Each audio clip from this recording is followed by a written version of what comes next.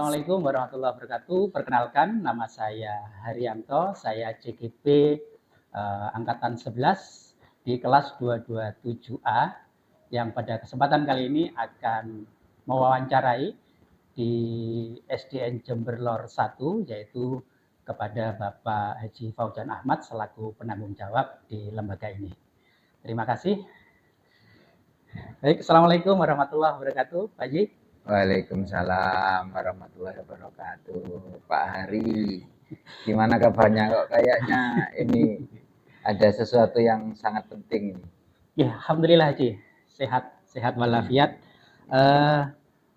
Maksud tujuan saya hari ini adalah ingin mewawancarai Pak Haji selaku penanggung jawab di SD Negeri Jember Lor 1, yaitu dalam rangka mengambil sebuah keputusan, apakah itu dilema etika atau bujukan moral.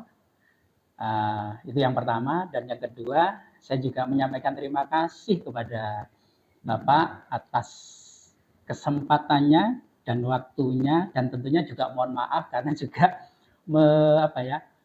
mengganggu aktivitas Pak Haji pada kesempatan hari ini. Boleh, enggak, santai aja. Kayak di kamera ini. Oh iya, wes enggak apa-apa sudah. Ya, silakan. Setiap hari kita bertemu Pak Hari. Ya, monggo. Baik, terima kasih Pak Haji.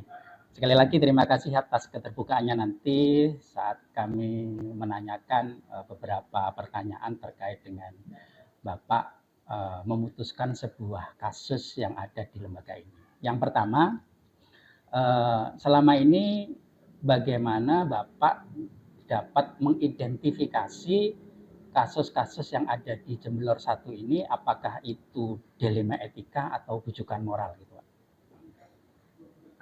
Gini Pak Hari. Memang ini sangat dekat ya antara dilema etika atau bujukan moral. Saya mengidentifikasinya melihat bahwa dilema etika itu antara kebenaran dan kebenaran. Iya, Pak. Di mana merupakan situasi yang terjadi yang saya harus memilih dan memutuskan antara dua pilihan, yang keduanya itu benar secara moral, namun ada yang bertentangan. Tetapi sedangkan yang dimaksud bujukan moral, ini kebenaran. Satu benar memang, yang satu salah. Sehingga situasi atau keadaan ketika saya harus mengambil keputusan ini, saya harus memilih yang benar atau yang salah. Ya, baik. Sementara identifikasinya seperti itu Pak Hari di sini. Berarti kalau dilema etika itu benar melawan benar, sedangkan bujukan moral itu benar melawan salah gitu Pak. Ya. Baik, terima kasih. Terima kasih Bapak atas jawabannya. Sekarang pertanyaan nomor 2. Selama Bapak memimpin di SDN Jember Lor 1 ini, Bapak menjalankan keputusan di sekolah, terutama untuk kasus-kasus di mana ada dua dilema tadi Pak. Iya. Benar melawan benar melawan kebajikan. Itu bagaimana Bapak?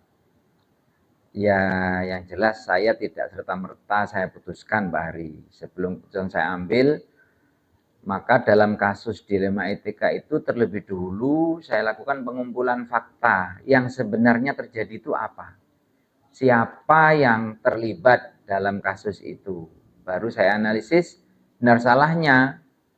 Setelah diketemukan dari analisis tersebut, saya baru membuat alternatif solusi. Beberapa alternatif A atau B atau C. Setelah itu baru saya putuskan.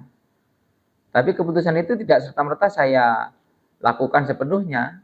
Saya evaluasi, saya refleksi keputusan itu untuk perbaikan yang lebih tepat saya memutuskannya. Jadi tidak langsung serta-merta saya putuskan begini, harus A, harus B, tidak. Tapi harus saya gali lebih dulu faktanya terjadi apa, siapa yang terlibat, kemudian solusinya apa, alternatifnya, dan baru diputuskan, dan selanjutnya refleksi keputusan itu. Luar biasa Pak Haji. Jadi identifikasi masalah, terus siapa yang terlibat di dalam kasus-kasus itu digali secara dalam, dan nanti tentunya juga ada pertanyaan-pertanyaan refleksi gitu ya, untuk mendapatkan sebuah keputusan yang mungkin lebih bijak dan bijaksana. Baik, terima kasih Bapak.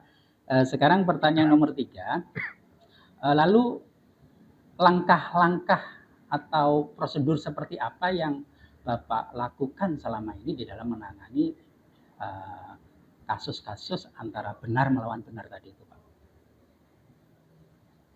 Ya, gimana ya? Awalnya ya menentukan penyebab masalahnya dulu apa. Kemudian siapa saja yang terlibat dalam masalah tersebut.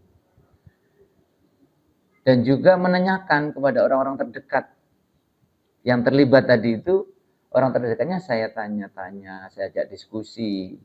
Dan juga kalau perlu melibatkan warga sekolah yang lain, baik wali murid atau tetangga sekolah, saya ajak berdiskusi. Baru membuat beberapa solusi keputusan. Tidak satu keputusan, tapi beberapa solusi. Kalau A bagaimana, kalau B bagaimana, terus ditimbang lagi. Saya timbang lagi, kemudian dari berbagai sudut pandang sebelum masalah itu saya putuskan, maka saya berdiskusi lagi dengan berbagai pihak yang saya anggap bisa membantu menyelesaikan masalah dilema ini. Dilema etika tersebut. Iya, dilema etika tersebut. Memang betul-betul harus disaring gitu Pak Jin. Iya, karena memang kita tidak bisa memutuskan sendiri Pak Hari. Harus kita kan tim ya di sekolah, ini adalah wadah tim keluarga besar sekolah kita di Jember 1. Sehingga tidak serta-merta harus dari saya gitu. Karena di satu sisi ini benar untuk dia juga, benar untuk satunya kan gitu kan, sama-sama benar gitu. Kadang-kadang ketika kita menentukan atau menarik benang merahnya betul-betul dari pengalaman Pak Haji ini betul-betul disaring sampai nanti mengerucut kepada sebuah keputusan yang insya Allah keputusan itu nanti akan bijaksana. Gitu. Baik, terima kasih Pak. Sekarang pertanyaan nomor 4 Bapak, hal-hal seperti apa gitu Pak selama ini Bapak anggap efektif dalam pengambilan keputusan pada kasus-kasus dilema etika yang ada di SD Negeri Jember 1 ini, Bapak? Ya Pak Hari. Yang selama ini saya anggap efektif itu ya keputusan dilema etika adalah dengan menelaah siapa-siapa yang terlibat dan yang terlebih dahulu diutamakan adalah yang sifatnya urgen. Jadi yang sangat mendesak dan tidaknya, maka kasus dilema etika ini dalam mengambil keputusannya, alternatif solusinya, kita pilih dulu yang sangat urgent mana. Baru berikutnya yang secara reguler atau secara bisa ditunda, maka diputuskan belakangan. Tapi yang lebih prioritas, lebih efektif menurut pengalaman saya di sini yang sangat mendesak harus saya selesaikan, ini yang harus secepat mungkin kami ambil keputusan, Pak. Baik, ini semakin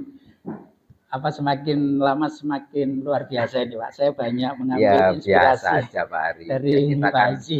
Satu tim di sini. Ya. Pak Haji ini kalau boleh tahu menjadi kepala sekolah sudah berapa tahun ini? Kepala sekolah ini termasuk sudah lama. Dibanding teman-teman yang belum lama gitu Pak. Sudah mulai 2015 Pak. 2015 sampai sekarang 2024 ya kurang lebih 9 tahun.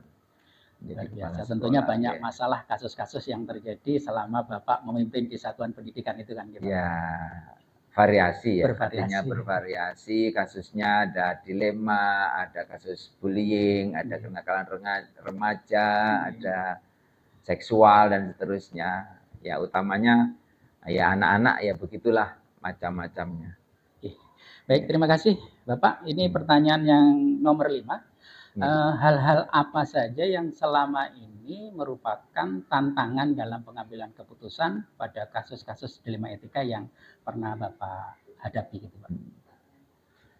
tantangan dalam mengambil keputusan kasus dilema etika ini Pak Hari, apa ya, merupakan masalah yang mempunyai nilai-nilai yang sama penting, tetapi tetap harus ada yang saya dahulukan. Harus ada yang saya dahulukan. Juga ada orang-orang atau atasan langsung yang terlibat. Serta terbentur dengan peraturan-peraturan yang harus saya penuhi.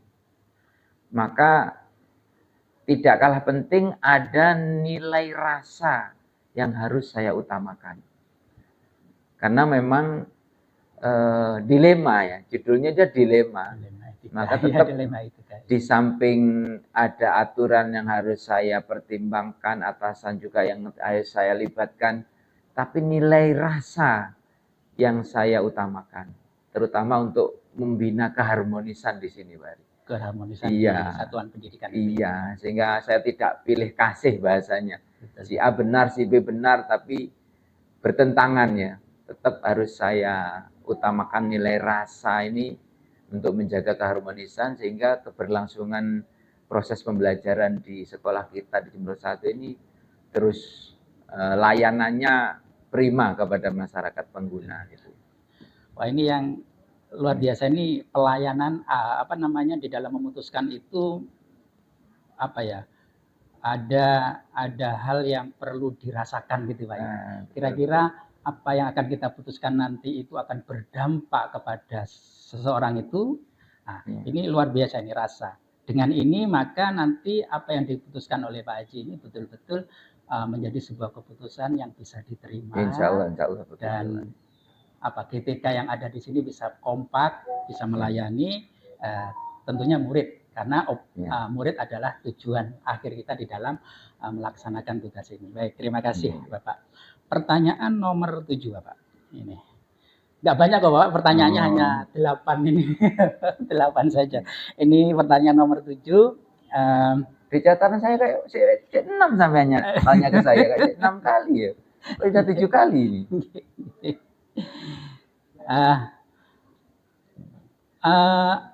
Adakah seseorang Bapak atau faktor-faktor apa yang selama ini mempermudah atau membantu Bapak selaku penanggung jawab di SDN Jember 1 ini dalam pengambilan keputusan termasuk dalam kasus-kasus dilema etika tadi Bapak? Kalau orang pasti ada Pak Ari. Saya bekerja tidak sendiri. Artinya di sekolah Jember 1 ini sekolah kita lah Pak Ari ya. Dan dianggap oleh masyarakat itu sekolah yang besar. Maka dari saya selaku penanggung jawab, kalau orang yang saya ajak untuk mengambil keputusan itu setidaknya ada 2 orang. Satu yang membidangi kurikulum, satu yang membidangi kesiswaan. Ditambah keuangan yang jelas ini. Jadi ini tata kelola keuangan. Ya. Tapi yang terpenting kaitannya dengan etika ini bukan uang, tapi tentang kurikulum dan siswa. Maka 2 orang ini, satu itu ada yang membidangi kurikulum, kaitannya apa yang harus saya ambil keputusannya, dan juga kaitannya dengan siswa. Pelayanan ini yang harus kita laksanakan kepada siswa. Dan juga orang-orang profesional. Saya di komite itu ada orang-orang profesional di bidang masing-masing. Ada tokoh masyarakat, ada pengusaha, ada tokoh pendidikan dari LPTK UNED ini selalu saya libatkan kaitannya dengan yang menyangkut kepada proses pendidikan. Maka orang atau faktor yang selama ini mempermudah saya, ya orang yang saya tunjuk yang bisa saja bekerja sama. Di antaranya yang tadi saya sebutkan, ini untuk bisa istilahnya menghargai dan menerima keputusan itu baik secara langsung maupun tidak langsung. Baik. Begitu Pak Ari. Luar biasa. Baik Pak Haji, ini ada lagi Pak Haji ya. Ini di Gilo 1 ini kan ada program yang luar biasa ya, ekstrakurikuler, yaitu terkait dengan marching band Pelangi Nada. Ini menurut Pak Haji ini ya, terkait dengan pengadaan kegiatan, apalagi kemarin Jilo 1 sudah ke Jogja ya, dalam apa itu namanya, mengikuti kegiatan Piala Raja itu, dan alhamdulillah luar biasa prestasinya kan ya. Di satu sisi dalam melaksanakan kegiatan ini kan dilema juga Pak Haji ya. Dilema ya. Nah, ini bagaimana Pak Haji dalam apa ya, agar siswa juga terlayani yang punya bakat, terus apa namanya, keuangan juga seimbang. Ya, itu tadi Pak Haji soalnya menyebutkan keuangan juga. Ini mungkin bisa disaringkan bagaimana Pak Haji dalam menangani hal tersebut. Gitu.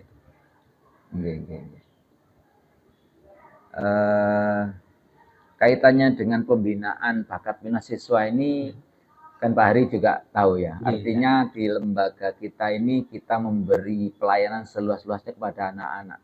Tidak hanya marching band, tetapi ada sub-sub lain yang kita beri kesempatan sama.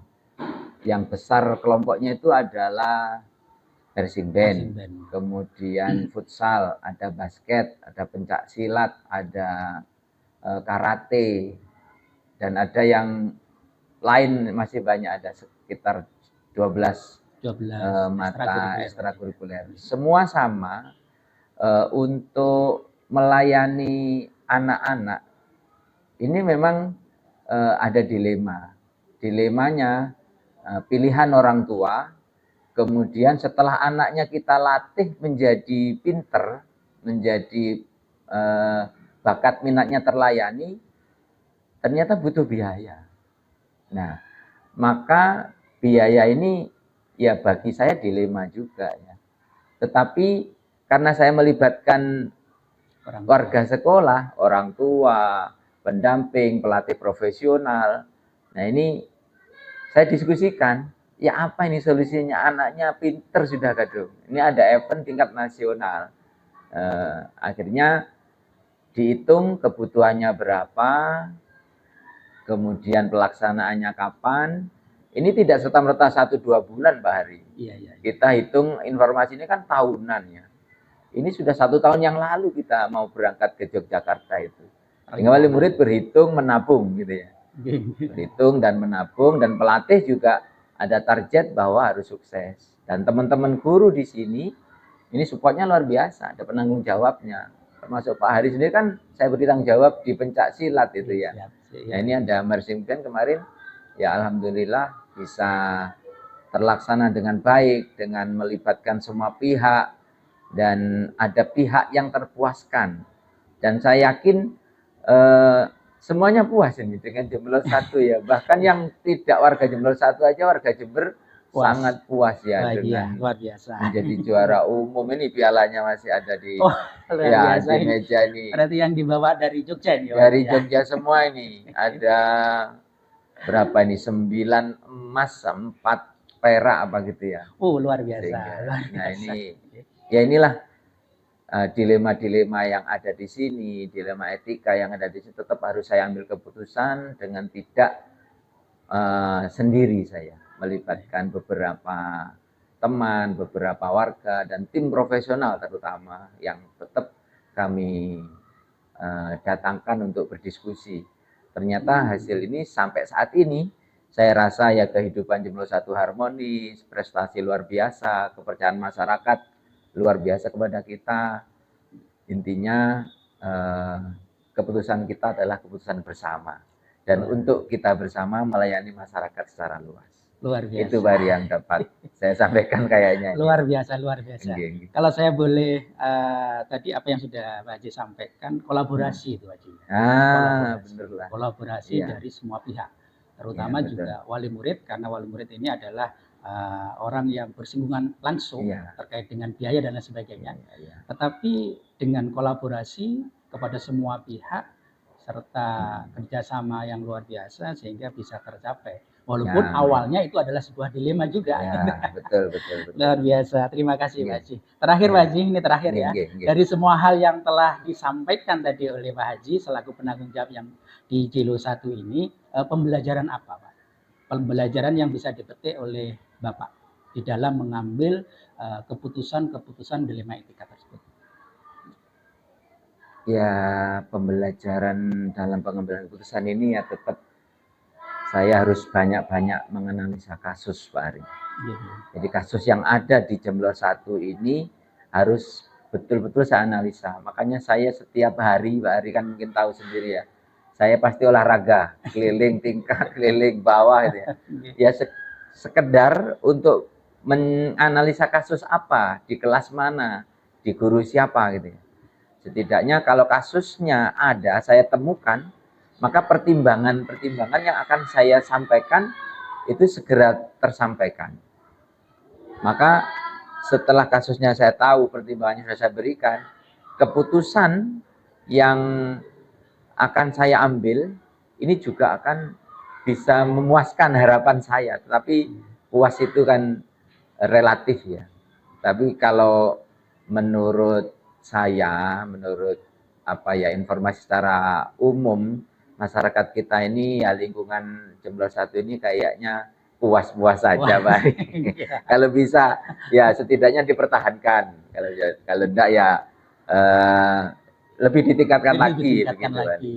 Dengan tidak apa melupakan saling menghormati di antara kita, kemudian saling menerima, dan untuk bersama-sama setelah pertimbangan sudah, nah keputusan ini kita terima secara apa lapang dada gitu ya. Gitu Pak Ari. Luar biasa Bapak, luar biasa. Saya banyak mengambil pelajaran yang luar biasa, terinspirasi dengan apa yang sudah Pak Haji perbuat, artinya di dalam mengambil keputusan dilema etika yang terjadi di satuan pendidikan ini.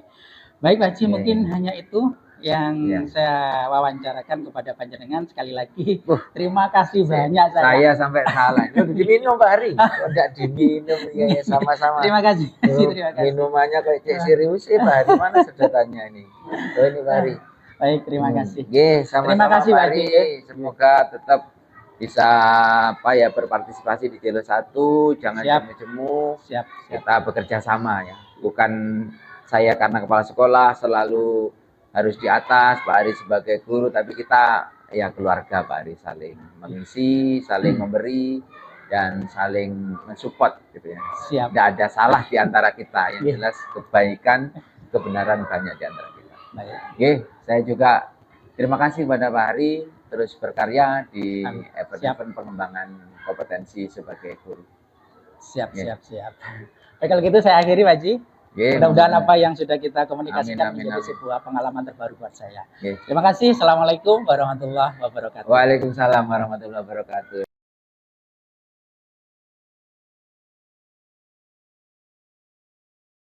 Assalamualaikum warahmatullahi wabarakatuh.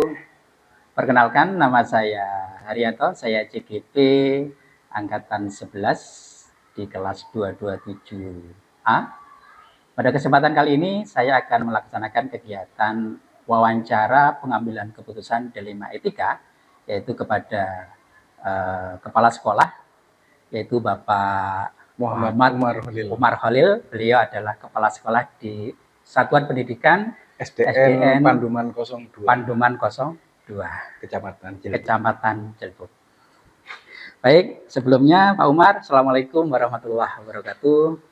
Waalaikumsalam warahmatullahi wabarakatuh. Gimana kabarnya ini Pak? Alhamdulillah Bapak. Sehat. Sehat Pak. Alhamdulillah. Ini Pak Umar, ini sebelumnya saya juga mohon maaf ya. Ini saya hadir di sekolah panjenengan karena ada tugas dari CGP Angkatan 11 ini Pak di modul 3.1 Pak ya.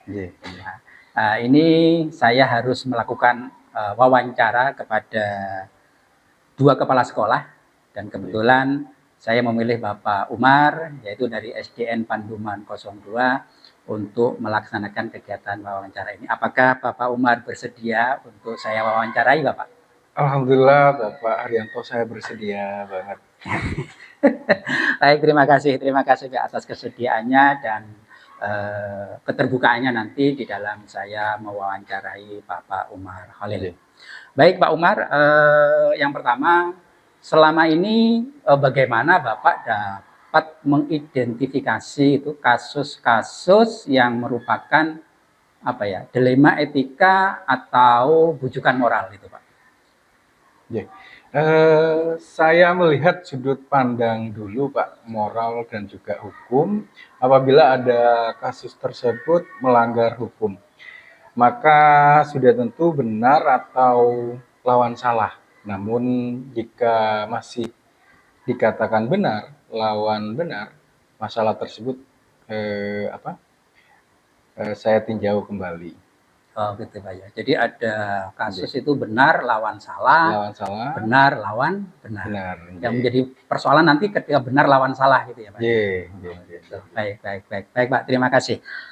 Pertanyaan yang kedua Bapak, selama ini bagaimana Bapak Umar ini dalam menjalankan keputusan Pak? Keputusan di sekolah Bapak terutama untuk apa ya? Untuk kasus-kasus di mana ada dua kepentingan yang sama ya. Artinya sama-sama benar dan sama-sama mengandung nilai-nilai kebajikan yang ada di sekolah Bapak Umar gitu. Selama ini saya mengidentifikasi kasus-kasus tersebut sebagai sudut pandang apa ya, secara matang, mana yang paling benar keputusan tersebut tergantung banyaknya pihak-pihak yang keterkaitan Pak. Satu contoh ini di tempat saya itu masalah LKS itu Pak. LKS ya. Lembar kerja siswa itu ya. Sekarang ini rawan banget jalannya. Satu sisi anak juga membutuhkan dan juga orang tua membutuhkan. Di sisi lain sekarang ini sudah tidak diperbolehkan lagi LKS itu. Jadi Pak ya, penjualan buku lembar kerja siswa yang notabene sudah tidak diperbolehkan oleh Dinas Pendidikan gitu ya. Ya. Baik Pak Umar, terima kasih. Mungkin kasus apa Pak? Ya termasuk itu ya. Mungkin selain itu?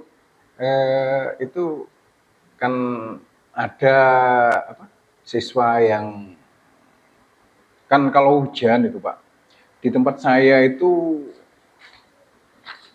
kalau hujan itu ada siswa banyak yang dari atas dan juga di sana itu lereng gunung. Kalau umpamanya hujan itu mereka itu nggak bisa hadir dalam mengikuti kegiatannya KPM dikarenakan satu licin Pak dan juga jangkauannya juga jauh dari tempat saya karena pegunungan. Itu biasanya anak-anak yang tidak masuk biasanya begitu. Ya. Mungkin ekstrim Pak ya. Ekstrim. Dan ini benar lawan benar kan ya? Ya, lawan benar. Sekolah ya anak harus hadir mengikuti ujian. Benar. Anak jika dipaksakan mungkin terjadi hal-hal yang tidak diinginkan. Ini merupakan sebuah dilema. Baik, luar biasa. Terima kasih Bapak. Ini pertanyaan ketiga Bapak. Langkah-langkah atau prosedur apa gitu Pak ya yang Pak Umar lakukan selama ini terhadap kasus-kasus tadi itu Pak? Langkah-langkah yang saya lakukan yaitu menentukan penyebab masalahnya dulu Pak.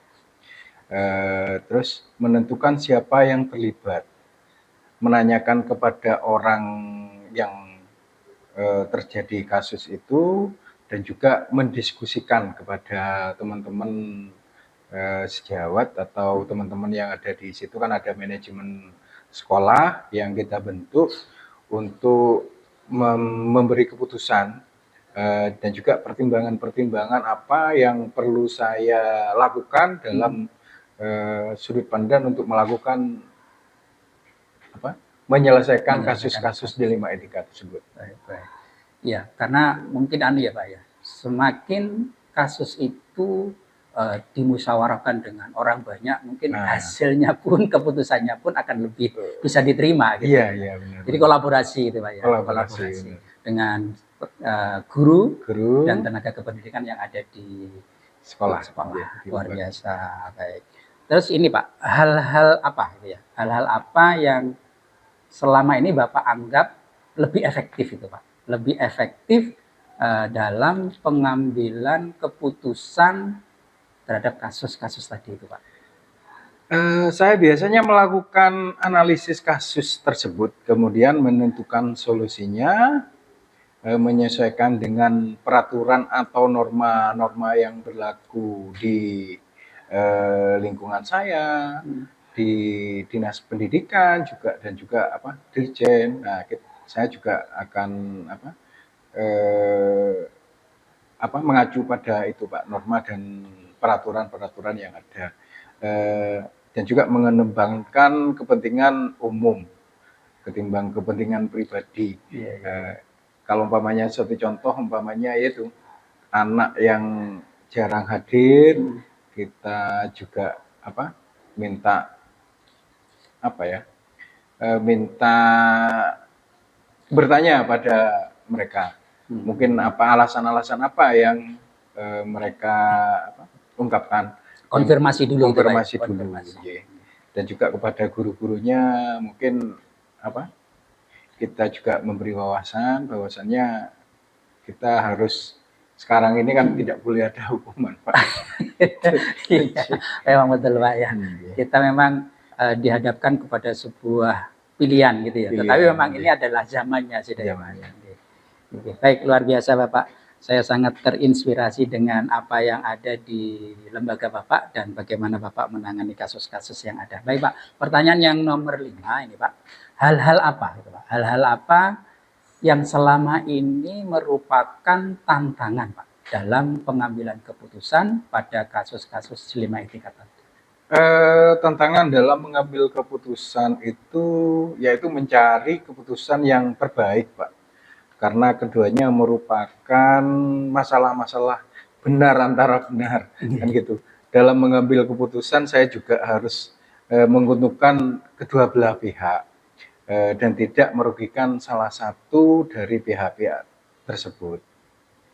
Ya. Tapi yang lebih fokusnya itu untuk kepentingan siapa Pak kira-kira? Kepentingan siswa Pak, anak. Iya. Sekarang kan kita harus ke anak, berpihak, kan, gitu. kepada anak. Baik, luar biasa. Ya, terima kasih Pak Holil. Sekarang pertanyaan yang nomor 6 Pak. Apakah Pak Holil ini memiliki jadwal gitu Pak ya? Jadwal atau tata kelola ya tertentu dalam sebuah penyelesaian kasus dilema etika gitu. Apakah Bapak juga langsung gitu menyelesaikan di tempat atau memiliki sebuah schedule ya untuk menyelesaikan ya masalah-masalah itu dalam bentuk prosedur ya seperti apa yang Bapak jalankan? Kalau umpamanya itu masalah ringan mungkin Pak, saya secara langsung akan menindak atau melakukan kepada kasus-kasus yang antara guru dengan murid itu langsung diselesaikan di tempat itu ya. Pada waktu itu. Tapi kalau umpamanya itu berat bagi saya, yaitu saya akan konsultasi kepada teman-teman manajemen sekolah juga, dan juga kalau umpamanya dirasa tidak bisa menjawab dari itu, saya juga akan bertanya kepada teman-teman yang teman sejawat saya, kepala sekolah yang kalau umpamanya lingkungan di Jelbuk itu, dan juga mungkin saya sharing kepada pengawas. Iya. Ya memang kadang-kadang ada masalah itu yang spontanitas Pak ya. Tidak diduga-duga. Tiba-tiba ada sebuah kasus gitu. Benar. Namanya anak kadang-kadang lari-lari tabrakan itu ya. Kan itu kan juga kasus spontanitas Pak ya. Kasus ya. Kalau hal itu langsung diselesaikan di tempat itu dan hari itu gitu Pak ya. Luar biasa. Terus untuk kasus-kasus yang sifatnya mungkin butuh sebuah kronologi yang jelas dan berkaitan dengan pihak-pihak lain, itu pasti ada catatan-catatan khusus Pak ya. Catatan-catatan khusus. Walaupun yang tadi itu juga ada catatan-catatan juga sebagai laporan mungkin ke Pak Holil biasanya ada pengawas gitu atasan langsung itu pengawas. Siap baik. Makasih Pak. Ini saya catat dulu nih Pak. Ini ilmu-ilmu yang sangat luar biasa. Ke pertanyaan nomor 7 nih Pak. Pertanyaan nomor 7. Adakah seseorang gitu Pak, atau faktor-faktor apa ya, faktor-faktor apa yang selama ini mempermudah atau membantu Bapak dalam pengambilan keputusan di kasus-kasus yang Bapak temui itu Pak? Iya. Ya itu tadi Pak.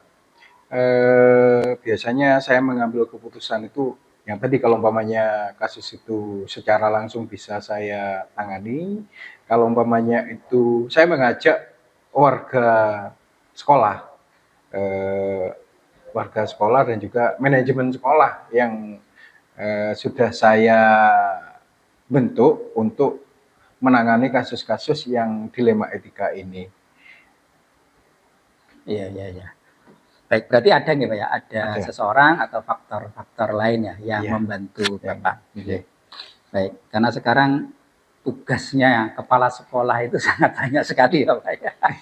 Seorang manajerial. Iya, manajerial. Apalagi di SD itu kan strukturnya kayak kesiswaan, kayak kurikulum, itu kan semuanya ditangani kepala sekolah kan ya Pak ya. Iya, enggak ada. Kalau di SD itu begitu Pak, karena juga personil kita itu juga sedikit sehingga paling enggak saya butuh sharing kepada teman-teman, walaupun itu ya juga saya membentuk manajemen itu, sehingga ada bantuan-bantuan dari teman-teman bisa meringankan beban saya dalam melaksanakan tugas dan tanggung jawab saya selaku kepala sekolah di SDN Panduman 2. Baik, luar biasa. Tugas kepala sekolah yang sangat apa ya namanya ya, yang sangat banyak sekali. Tetapi selama ini masih bisa diselesaikan. Alhamdulillah Bapak. Tapi tetap ya Pak, mungkin secara apa ya, secara tertulis memberikan tugas kepada beberapa guru terkait untuk membantu Pak Holil. Ada nggak itu?